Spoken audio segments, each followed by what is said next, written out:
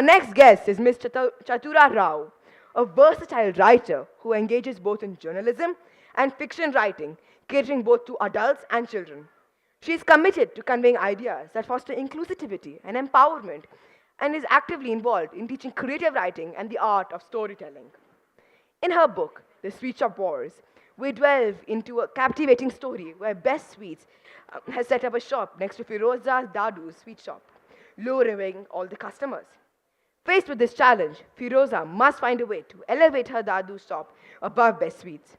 This beautifully illustrated book not only offers an engaging narrative, but also imparts valuable lessons and principles for living a good life. We're excited to have Ms. Chatura Rao with us through her book, Convey Ideas of Inclusiveness and Empowerment.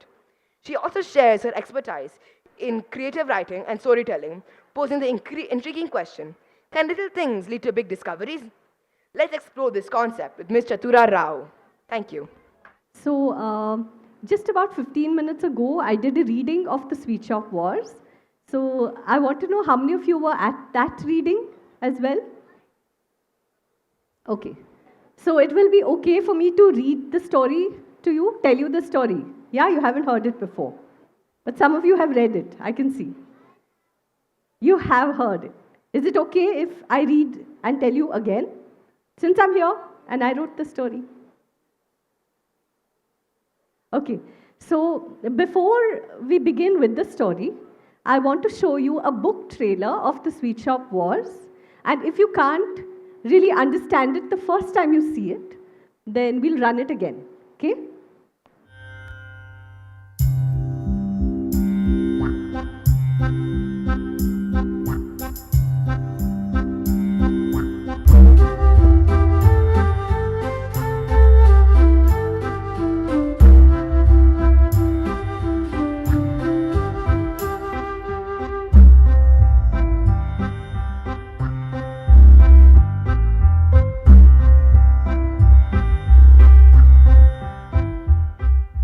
And I'm telling you a little bit about the story because this session is also about how to create larger moments from very small things.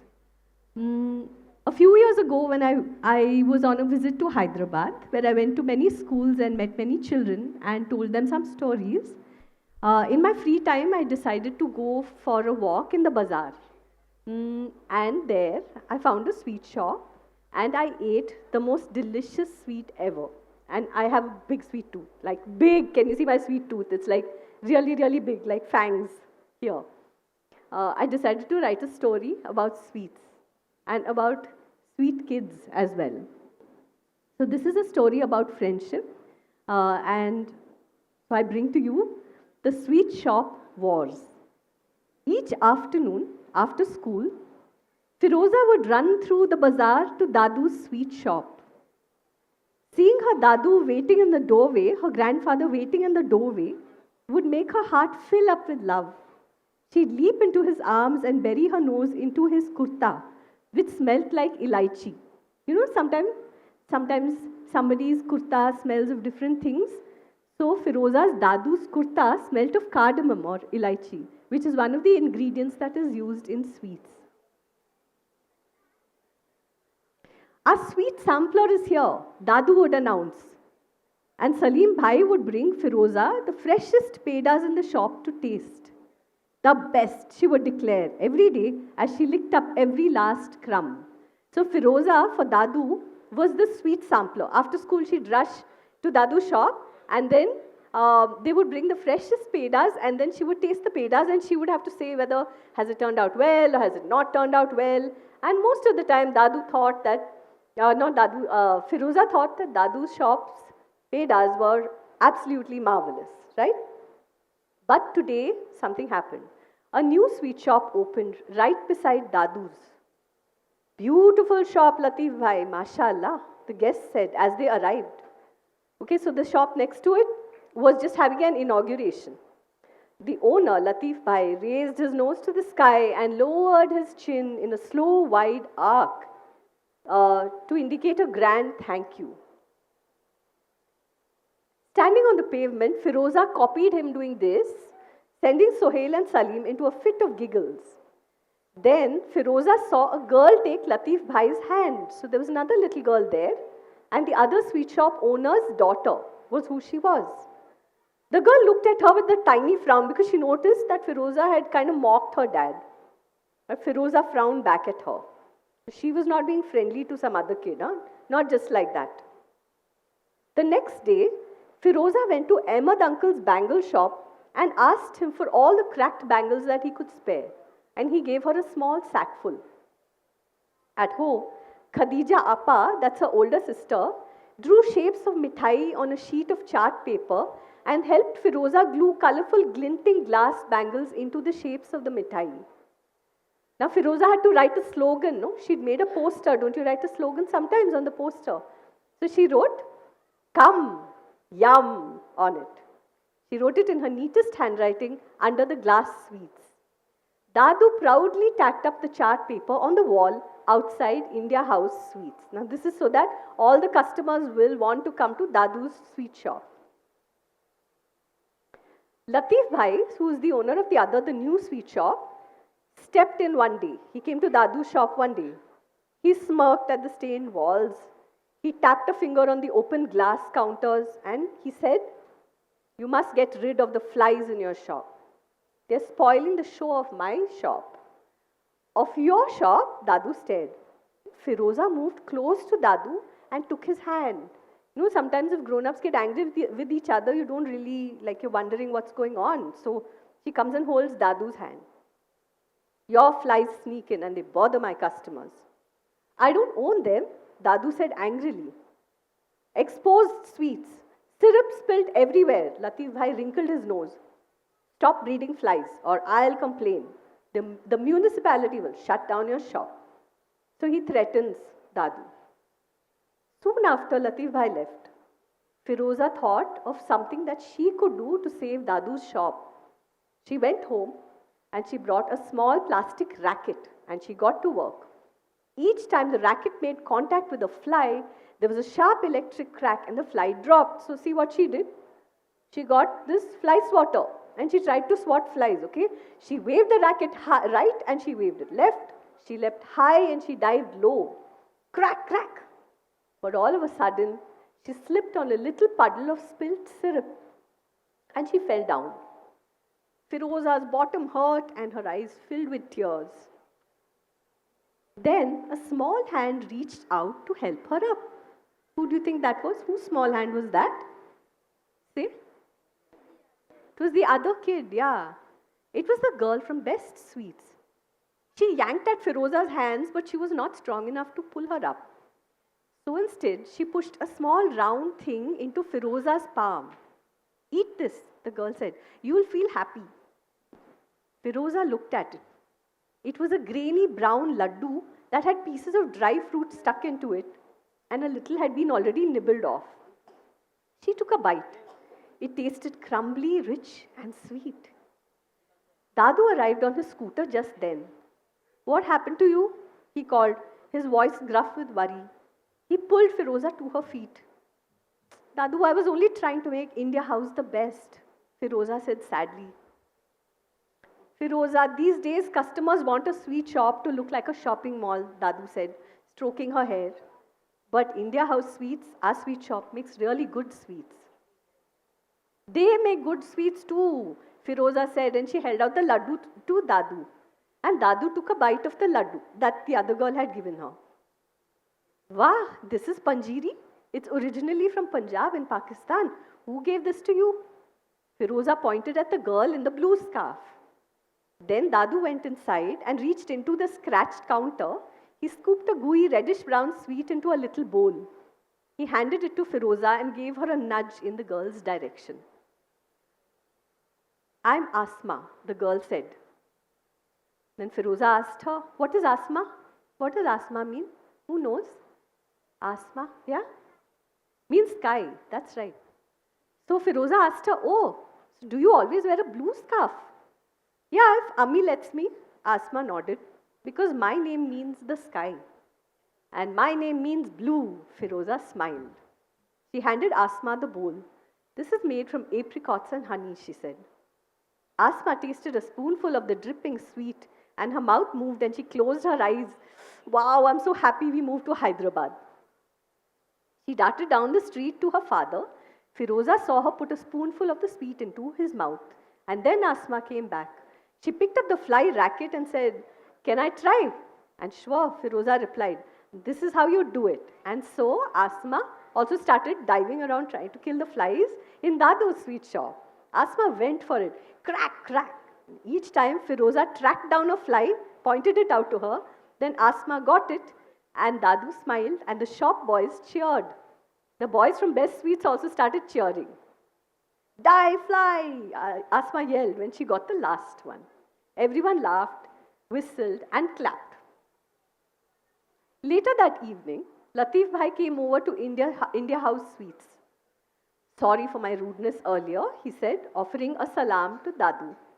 "Your Khubani ka meetha is delightful. I will recommend it to all my customers." "Well, thank you," Dadu said, "although it is famous all over Hyderabad already. Your Panjiri laddu is also fine. I will recommend it to my customers." So when Dadu said that, Latif Bhai raised his eyebrows and beaky nose towards the ceiling, and he lowered his chin in a slow, wide arc. Firoza copied him exactly, and Asma collapsed into her with giggles. That was the beginning of a new, sweet friendship. So do you like the story? You do? This story should not be told too close to lunchtime. It gets distressing in that sense. Okay. So this is one of the recent stories that I wrote, okay? And most of my stories are really to do with little things, sometimes small friendships, small enmities as well, and how they become larger things over the course of that, and larger good things. All the stories have happy endings in that sense, yeah? So another story that is in fact more recent to this one is up on Pratham Story Weaver. So I don't have a print of it, but I would like to take you through that. And can you play that one? The PDF, I'm not play it, I mean just run it, yeah. It's called Come Back Soon, Meera. So a little bit about this story, okay? How many of you have brothers and sisters? So many of you have, okay. If you don't have a brother or a sister, you do have cousins, right? Cousin brothers and cousin sisters. Sometimes our best friends are just like our brothers and sisters as well. Yeah? But do you notice that sometimes kids are not treated the same way by adults? Are not always treated the same way. So sometimes a child who is very mischievous and lively, the adults may not like that kid too much, as they may like the kid, but they may say, "Sit quietly, and why are you doing this? And you're always up to mischief, you're being naughty," right? So this is a story about Meera, who is a lively kid. And she's quite active and lively, and she does some things which adults think are mischievous, but her brother does not, okay? And this is a story about the relationship between a brother and sister, a story about siblings. So you may relate to it if you have a brother or a sister, or you may not, or you will relate to it even if you have friends who are very close to you and you've seen this kind of situation. So I'd like to read you this story and we'll show you the pictures along with it. Come Back Soon, Meera.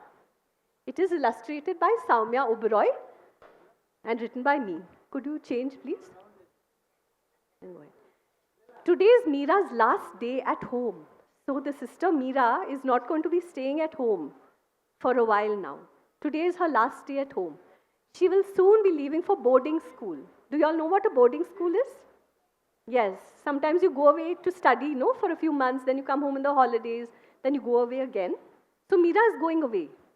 Her brother Arav follows her around until Meera makes him curl himself in her empty suitcase. And she's kind of about ready to zip him up as well.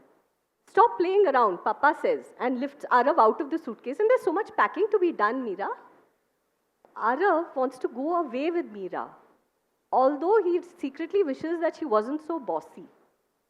So Meera's bossy. Okay, but still he loves her and he wishes he could go. Yeah. Like now, she's being bossy. As you can see, she is at the table and she's doing Arav's homework. "I can do it, Didi," Arav says. "You're too silly," says Meera, and she's batting his hands away. Then Papa calls out from the other room. He says, "I just spoke to your tuition teacher, and she says that you poured the juice that she gave you into the potted plant." So Meera tries to explain that juice was green color and it was a bit muddy, and that's why I put it in the plant. Arav slips under the table to laugh because he likes his sister's pranks. "Another one of your pranks," Papa sighs as he gathers the toys strewn around. "I really hope you'll behave better at the new school." At this, Meera feels sad. She is a little sad about going away, right? And if Papa tells her, "You're being naughty and maybe you'll behave better in your new school," it makes her feel sad. Later, Arav wonders, so Arav notices that Meera is sad. And he says, "What shall I make for Didi as a goodbye gift to make her happy?" Meera loves playing in the park every evening. So Arav draws a picture of a girl sitting on a swing and colors it neatly. How many of you play in the evening? Play with friends, maybe in a park? Okay. You know how much fun that is, now? You keep waiting, when will I go to the park and when will I meet my friends and play? Yeah.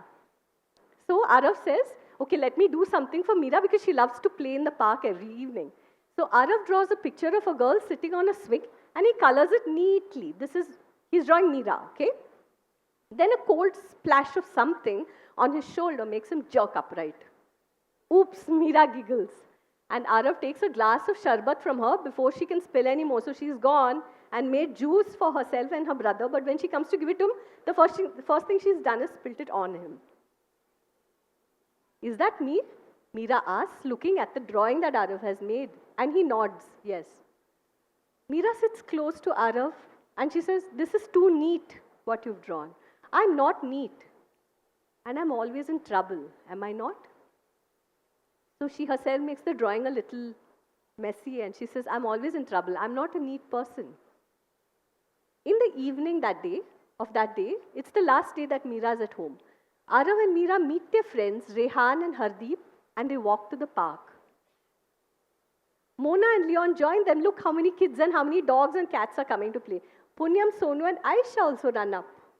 So do Piggu and Brownie, the naughty dogs of the park, and then the cats from the sports club next door.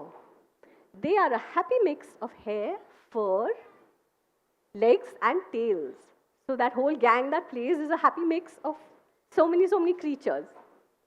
Meera gets everyone together to play hide and seek. Now, Meera is always a gang leader, okay? So she gets everyone to play hide and seek.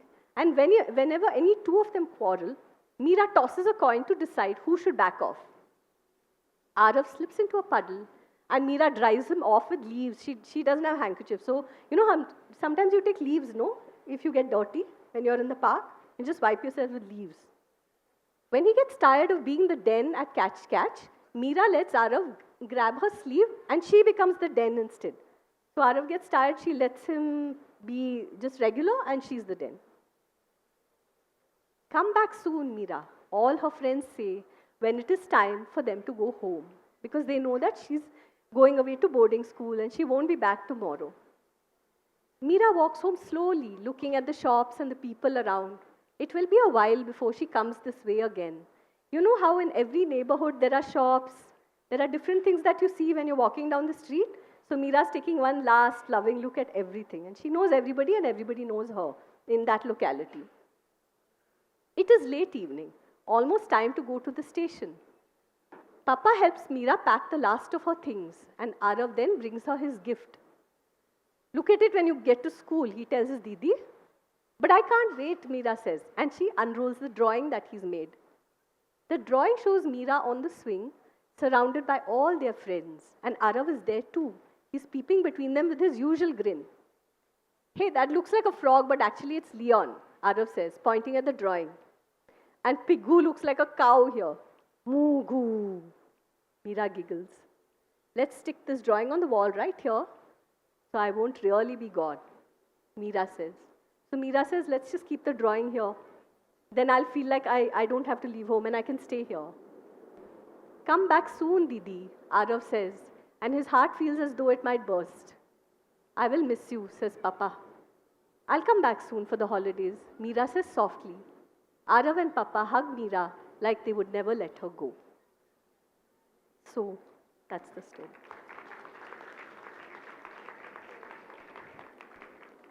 So it's a story about love again and friendship. And although Papa was irritated in Meera because she does naughty things and everything, he still loves her and he waits for her to come back for the holidays. Okay? So I could read you a third story if you like, or we could talk. What do you want? All those who want a third story, put your hand up. Okay. Okay, so I'll read a third story. Maybe some of you have read it. It's not a new story. Who's read this book? You read it. Okay. A few have read this book. Okay. So this story is called Music for Joshua, and it came from a true story. A lot of my stories come from small things that happen to people I know or even to me, and then I find ways to change it into a story that everybody can enjoy as well. Okay? So Music for Joshua is actually the story of a boy who really wanted to learn music. He wanted music lessons, but his family doesn't have the money to pay the fees that a music teacher would need. But he's so passionate about music, and now we'll get to know what happens to him. So what happens about that? It was a cloudy afternoon in early June. The dust raised by cars coated the leaves on the trees, and it was hot and humid. You know how it is when it's about to rain, but it hasn't rained yet, and the days are so long, and it's so hot and humid all the time, right? So it is that kind of time, just before the monsoons, before the rains. 8-year-old Joshua counted 4 squares on the pavement, then he hopped onto the 5th. He counted 4 more squares, and he hopped onto the 10th. The spoon in his tiffin box and the pencils in his case rattled like little drums. You know, at the end of the day when you go home and you finished eating your tiffin and your spoon is in the box, and if you jump, you know the sound it makes? The clattering sound, yeah? And these sounds are like little drums. Hey Josh, were you picked for the school band? His friend called out from behind him as they were walking back from school. Joshua shook his head and he hopped on ahead. He didn't want to tell his friend anything. He didn't want to talk to him. He so wanted to learn to play an instrument. But his dad said no when he had asked about music lessons. Joshua didn't ask again, but he felt disappointed and he felt sad. His dad was a car mechanic who did 2 jobs at a time, not just one. His dad had to do two jobs, right? And his dad had rarely had any time to talk to Joshua either because of these 2 jobs and being always busy. Hi, Mama. Hello, Sharon. Joshua called at the front door. He dropped his bag and he darted inside. Mama was jogging baby Sharon in her arms, who was crying loudly. Now, Sharon is Joshua's baby sister. Joshua hugged his mother around the waist and he made weird faces at Sharon so that she would stop crying. He turned cartwheels to the left and he turned cartwheels to the right in the tiny living room. This usually made baby Sharon laugh, but now she would just not stop crying. Sharon seems to have a fever, Mama said. And she told Joshua, could you go down to the shop and just get us some medicine for Sharon? She gave Joshua 3 10-rupee notes, which he folded into his pocket carefully, his shorts pocket, and he went leaping down the stairs. His mama sent him to the shop to buy fever medication for little Sharon.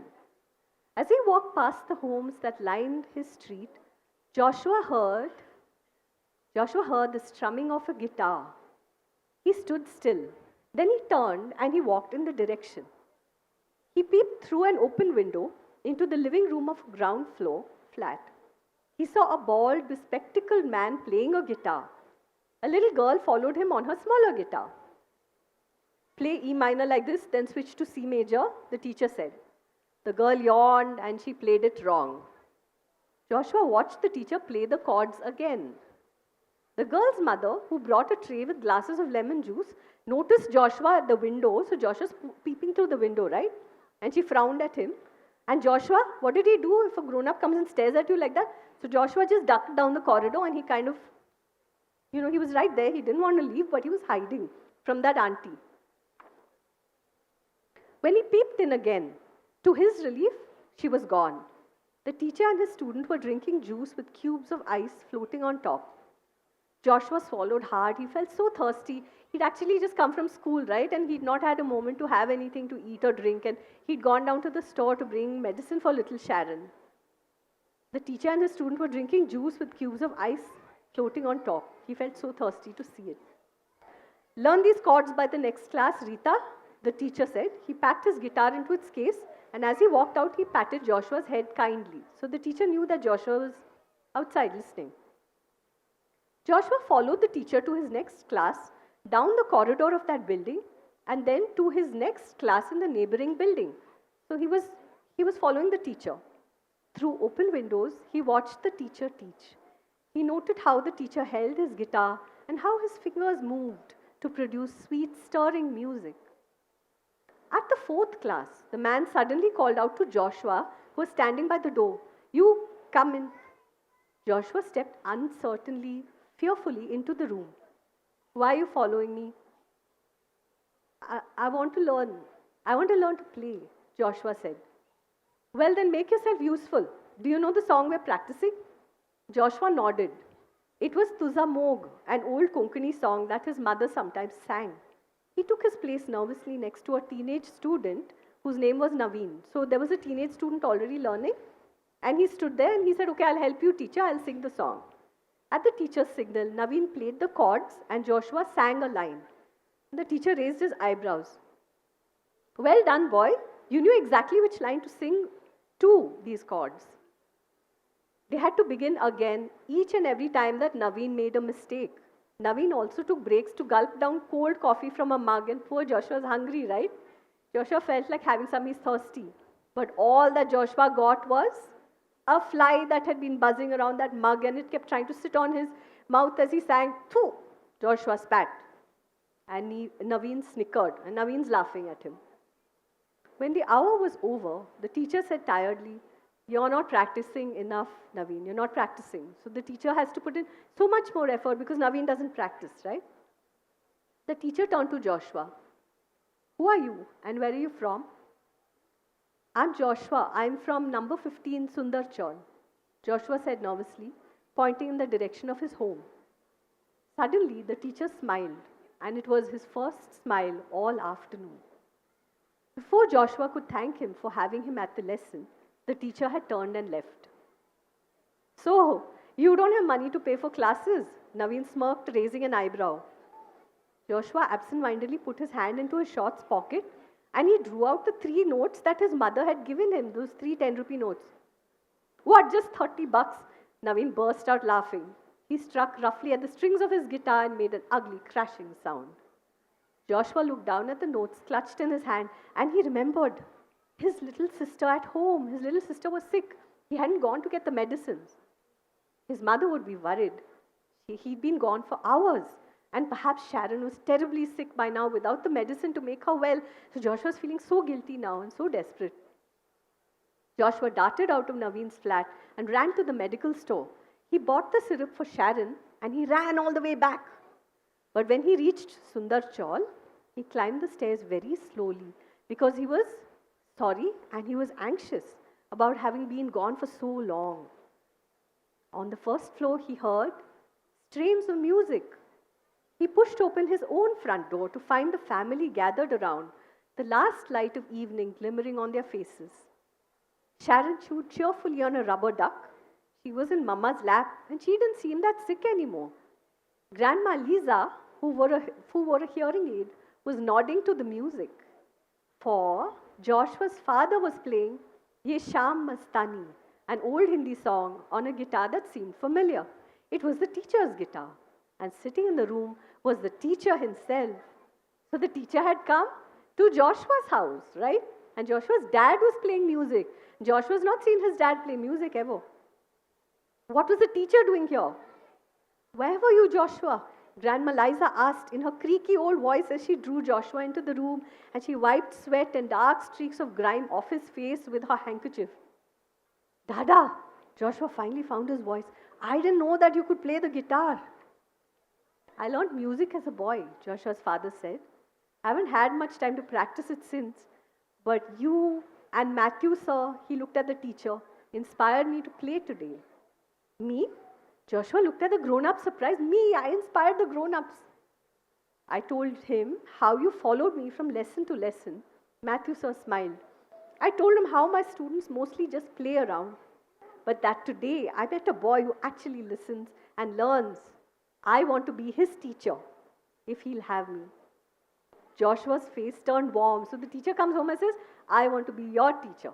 That's what he says. Joshua's face turned warm. How when your face turns warm, like you're so shy, everybody's looking at you. He looked at his father, thinking that he might say no.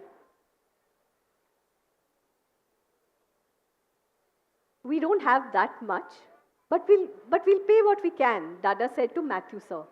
Dada helped Joshua then tuck the curved slope of the guitar that was almost too big for him under his arm and hold its neck in his other hand. So Joshua got a chance to hold the guitar. Let's see what you can do, mister.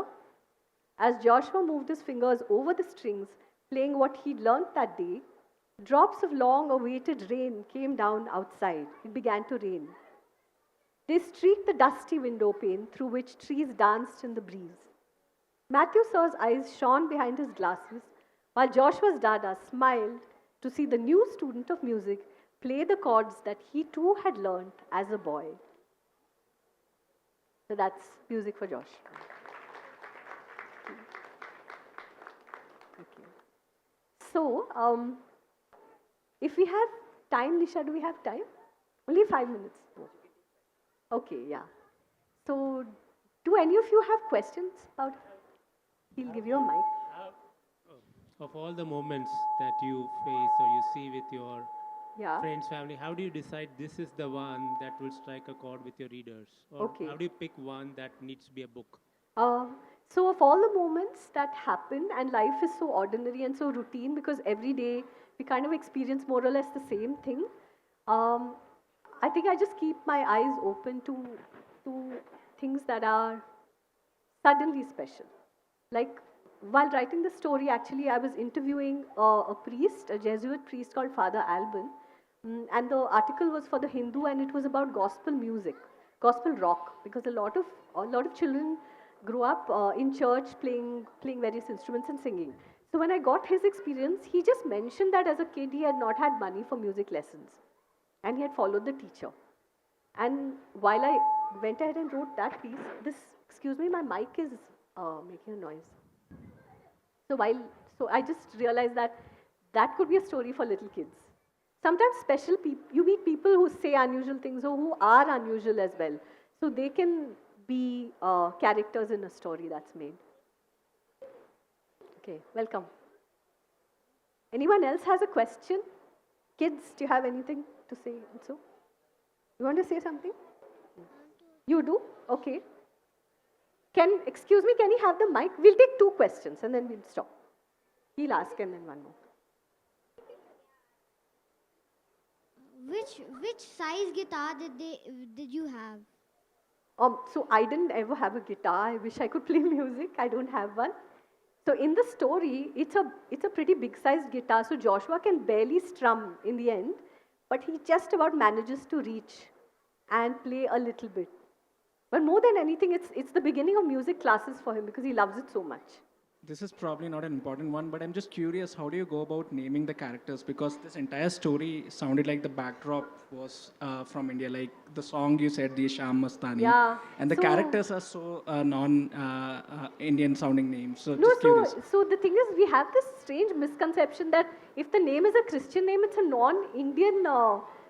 Okay. So they are from the Goan community, but the story is set in Mumbai, where most of the Christian community, the original Christian community, is East Indian. They are Marathi speaking, and Joshua's family is Konkani speaking, and Konkani is from Goa, and the South Karnataka belt also speaks Konkani. So, and hence the names are Sharon and Joshua and all.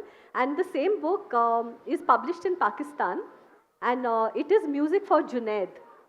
Okay. Okay, so because it's set in a city context, but in the smaller areas of a city where this community lives. Got it. Right, so they made it music for Junaid and they've changed all the names to Muslim names. Okay. It's So, that, all right. Thank that you. way. Okay. Thank you so much. Thanks for being a great audience and listening.